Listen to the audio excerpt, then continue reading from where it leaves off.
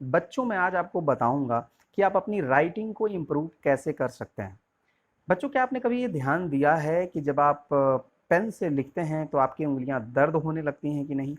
अगर आपकी उंगलियों में दर्द होता है, ठीक है, तो इसका मतलब यह है कि आपका पेन पकड़ने का जो तरीका है वो ठीक नहीं है। ठीक है, पेन को जो है बहुत ही हल्के से पकड़ते हैं। मैं आपको एक एक ऐसे टिप बताता रहूंगा और आप इसको नोट करते जाइएगा और इसको अप्लाई करिएगा और फिर देखिएगा आपकी राइटिंग कैसे इंप्रूव हो जाएगी। तो वीडियो को एंड तक देखिएगा, क्योंकि वीडियो के एंड में भी मैं आपको एक अच्छी ट्रिक बता के जाऊंगा राइटिंग के मामले में। ठीक, एकेडमिक लाइफ में, स्कूल में आप पढ़ रहे हैं इस समय, तो उस समय आपको ज़्यादा ही दिक्कत है।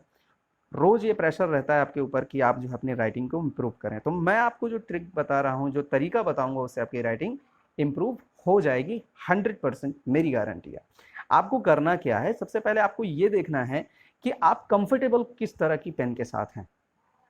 पतली पेन के साथ हैं या मोटी पेन के साथ हैं। होता क्या है, पेन में कई बार ग्रिप होती है, पतली पेन भी होती है, मोटी पेन भी आती हैं। तो आप उससे लिख के देखें बारी बारी से। तो जिस पेन से आप जब लिखें, ठीक है, जिस पेन के साथ लिखने पर आपको कोई दिक्कत नहीं होती है, आपको कंफर्टेबल लगता है, उसी पेन का चुनाव करें। पहली बात।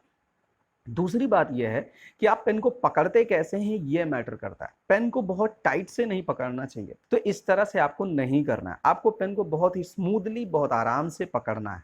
ठीक है, अगर जिस स्टाइल में आपने अभी तक पेन पकड़ा है, जिस पेन का आपने चुनाव किया है, फिर भी आपकी राइटिंग में कोई सुधार ज्यादा नहीं हुआ है, तो मैं आपको एक अलग ट्रिक बताऊंगा। वो ट्रिक ये है कि आप अपने पेन को पकड़ने का तरीका बदलिए बच्चों। ठीक है, अगर आप पेन को दो उंगलियों से पकड़ते हैं, मैं देखिए इस तरह से पकड़ता हूँ, कई लोग पेन को ऐसे पकड़ते हैं, चारों उंगलियों से पकड़ते हैं, ऐसे पकड़ लेते हैं, कई लोग ऐसे तीन उंगली से पकड़ते हैं, फिर दो उंगली से पकड़ते हैं।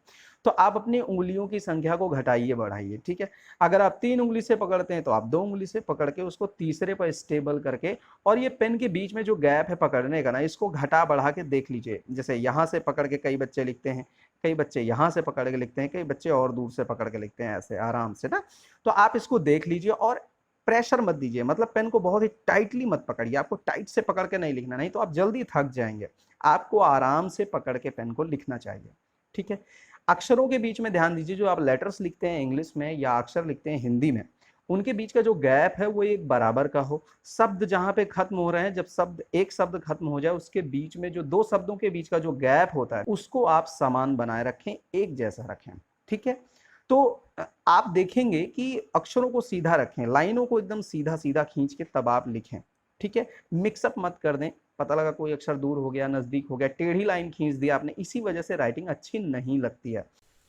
सब्सक्राइब करिए इजी टेक फॉर यू को और बेल आइकन प्रेस करिए ताकि लेटेस्ट वीडियोस की नोटिफिकेशन आपको मिल सके।